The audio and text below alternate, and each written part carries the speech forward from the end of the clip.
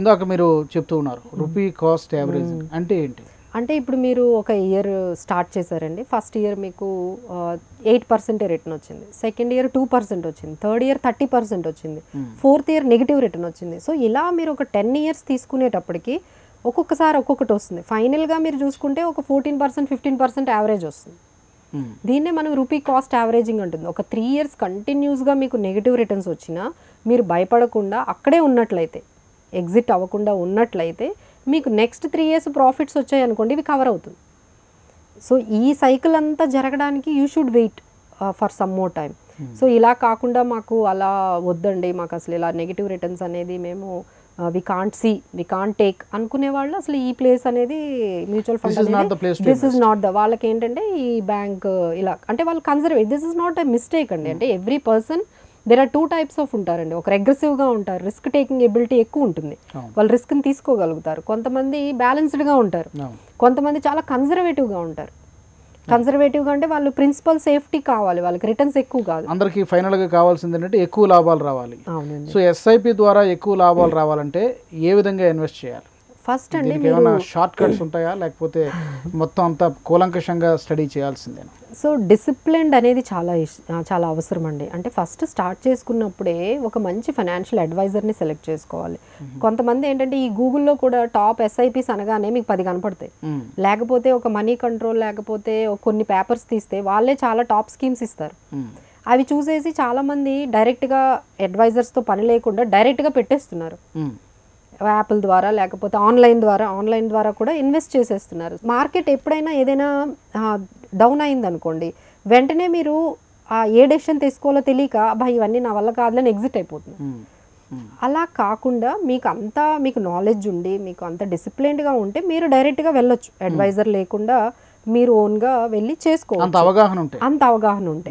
లేదు మాకు ఇలాంటిది వద్దు అంటే అవగాహన లేదు, ఎవరైనా ఫైనాన్షియల్ అడ్వైజర్స్ ఉంటే మాకు మంచిది అనుకుంటే డెఫినెట్గా వాళ్ళు ఫైనాన్షియల్ అడ్వైజర్ సలహా తీసుకొని స్కీమ్ సెలెక్షన్ వాళ్ళకి తగ్గట్టుగా టైం హారిజన్ బట్టి వాళ్ళ రిస్క్ టేకింగ్ ఎబిలిటీ మీరు చెప్పారు కదా, వాళ్ళ రిస్క్ ఎంతవరకు తీసుకోగలరు అనే దాన్ని బట్టి, వాళ్ళ గోల్ బేస్డ్ బట్టి మేము కొన్ని స్కీమ్స్, ఫైనాన్షియల్ ప్లానర్స్ కాబట్టి వాళ్ళని అన్ని రకాలుగా అంటే వాళ్ళ tax planning, retirement, investment, risk management ఇవన్నీ చూసి వాళ్ళకి కొన్ని స్కీమ్స్ సెలెక్ట్ చేస్తాం. ఆ స్కీమ్స్ని ఎవ్రీ ఇయర్ మానిటర్ చేస్తాం. ఇక మీకేం పని ఉండదు, మీరు జస్ట్ వస్తూ మీరు మానిటర్ చేయించుకుంటూ రివ్యూ తెలుసుకుంటూ మీకు ఏమైనా సందేహాలు వస్తే ఫోన్ కాల్ మీరు చేసేటట్టుగా అందుబాటులో మనకి ఫోన్ చేస్తే వాళ్ళు మనకి అడ్వైజ్ ఇవ్వగలరు. అలాంటి అడ్వైజర్ని మీరు అంటే ఫర్ ఎగ్జాంపుల్ ఇప్పుడు కొంత అమౌంట్ మ్యూచువల్ ఫండ్స్లో ఇన్వెస్ట్ చేసాం, లంసమ్ ఒక 50,000 1 lakh చేశారు, కంటిన్యూస్గా రిపీటెడ్గా దాని మీద లాస్ వస్తుంది 1 year, first year, second year, third year. అలాంటప్పుడు ఎగ్జిట్ కావడం అనేది ఏంటి, ఏ విధంగా ఎగ్జిట్ కావాలి? Is there any particular procedure, లేదంటే ఇప్పుడు అక్కడ స్టాప్ లాస్ ఉంటుంది ఇక్కడ ఏంటంటే ఇక్కడ కూడా అలాంటి విధానం ఏమైనా ఉంది? దిస్ ఇస్ వెరీ లిక్విడ్ అండి. అంటే మీరు ఎప్పుడైనా ఎంట్రీ అవ్వచ్చు, ఎప్పుడైనా ఎగ్జిట్ అవ్వచ్చు, స్టాక్ మార్కెట్ లాగే. అంతేగాని దీనికి ఏం లాక్ ఇన్ పీరియడ్లు ఏమి ఉండవు. అంటే కొన్ని స్కీమ్స్ ఉంటాయి, బట్ అలాంటి స్కీమ్స్ వెళ్లకుండా ఇలాంటి maximum schemes, open ended schemes లో మీకు లాక్ ఇన్ పీరియడ్ ఏమి ఉండదు.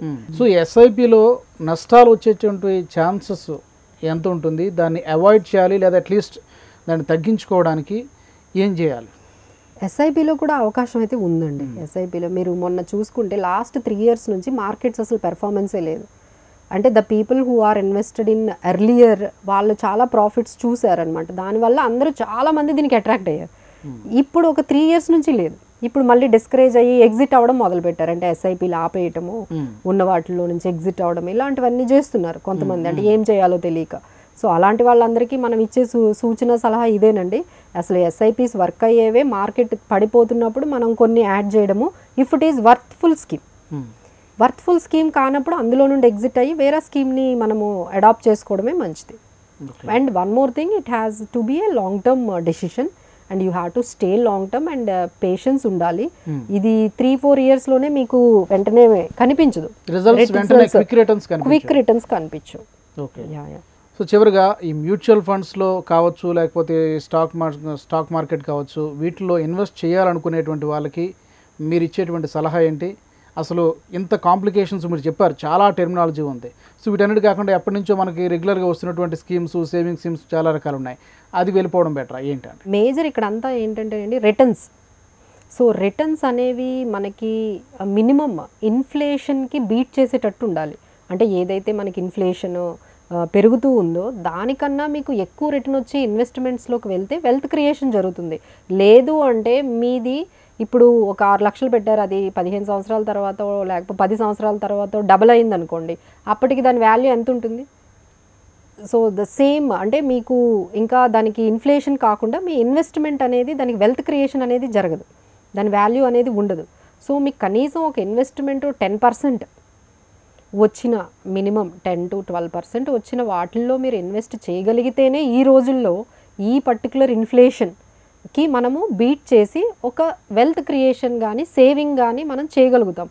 లేదు అంటే మనము ఎక్కడున్నామో అదే లైఫ్ స్టైల్ నడుస్తూ ఉంటుంది. ఎందుకంటే మీ అమౌంట్ పెరుగుతుంది, దాని తగ్గట్టుగా ధరలు కూడా పెరుగుతున్నాయి.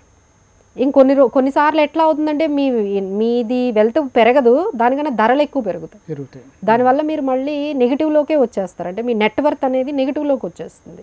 సో మనకి ఇప్పుడు ఇంకొక ఆప్షన్ లేదండి. మనము ఇంకా ఈ పాత పద్ధతుల్లో ఈ పోస్ట్ ఆఫీసులు పెట్టుకోవటము, అవన్నీ ఎఫ్డీలు పెట్టుకోవటం, ఇప్పుడు గవర్నమెంట్ ఇంకా తగ్గిస్తుంది ఇంట్రెస్ట్ రేట్లు, ఇంకా ట్యాక్సులు కూడా పడుతున్నాయి దాని మీద, ఎఫ్డీల మీద వాటి మీద. సో దీనికన్నా బెటర్ ఆప్షన్స్ ఏమున్నాయి అంటే నేను ఏం చెప్తానంటే లైక్ మనీ అంతా అంటే ఇప్పుడు కొన్ని ఇన్వెస్ట్మెంట్ మీ దగ్గర ఉందనుకోండి, అన్నీ ఒక దాంట్లో పెట్టకండి, you keep it in different. అందులో మ్యూచువల్ ఫండ్స్ ఒకటి, అందులో ఎస్ఐపి ద్వారా కొంత పెట్టండి, ఎఫ్డీల్లో కొన్ని పెట్టండి, కొన్ని పోస్ట్ ఆఫీసుల్లో పెట్టుకోండి, కొన్ని గోల్డ్లో పెట్టుకోండి, డైవర్సిఫై చేసుకోండి. ఇందులో కూడా పెడితే మీకు ఒక ఎక్స్పీరియన్స్ వస్తుంది కదా. మ్యూచువల్ ఫండ్స్లో అది ఎన్ని రోజులైనా మీరు ఎన్ని రోజులు తప్పించుకుంటారు, ఒకసారి పెట్టి చూస్తే తెలుస్తుంది కదా. Why don't we try? అందులో దాన్ని ఎందుకంటే నేర్చుకోవడంలో తప్పలేదు కదా. తర్వాత మీ పిల్లలకు కూడా ఆ జనరేషన్ అనేది నెక్స్ట్ జనరేషన్ వాళ్ళు నేర్చుకుంటారు, అప్డేట్ కావాలి కదా. సో దానికి కొంత అమౌంట్తో అయినా మీరు కొంచెం ఎవరి ద్వారా అయినా సలహా తీసుకొని కొంత అమౌంట్ పెడితే అందులో ఏం తప్పేమీ లేదండి. డైరెక్ట్గా తెలియదు అంటే స్టాక్ మార్కెట్లకి అయితే వెళ్ళకండి, if you unless you don't know. But mutual ఫండ్స్కి మాత్రం ఈజీగా రావచ్చు, ఎందుకంటే మీరు మేనేజ్ చేయక్కర్లేదు, somebody will be there, fund manager ఉంటారు కాబట్టి ఆయన మీకు మేనేజ్ చేస్తారు. సెబీ రెగ్యులేషన్ ఉంటుంది కాబట్టి మీ మనీ సేఫ్టీకి పెద్దగా ఏమీ ఇబ్బంది ఉండదు. ఒక ఫైనాన్షియల్ అడ్వైజర్ని పెట్టుకున్నారంటే అసలు కంప్లీట్గా you can make very good wealth. ఏమో మీకు అన్నిటిగా ఇదే నచ్చొచ్చేమో ఫ్యూచర్లో. రైట్, మాధవిరెడ్డి గారు మ్యూచువల్ ఫండ్స్ గురించి, స్టాక్ మార్కెట్ గురించి, రెండింటికి గల తేడా గురించి చాలా చక్కగా వివరించారు. అలాగే ఎస్ఐపి గురించి కూడా చాలా చక్కగా వివరించారు. ఐ థింక్ ప్రేక్షకులకి ఈ యొక్క ఇన్ఫర్మేషన్ చాలా వరకు ఉపయోగపడుతుందని నేను ఆశిస్తున్నాను. ధన్యవాదాలండి, థ్యాంక్ యూ వెరీ మచ్. ఉపన్యాస కళలో మీరు నిష్ణాతులు అవ్వాలనుకుంటున్నారా? అయితే మీ కొరకే వక్త. వివరాల కోసం సంప్రదించాల్సిన ఫోన్ నంబర్ 9553586062.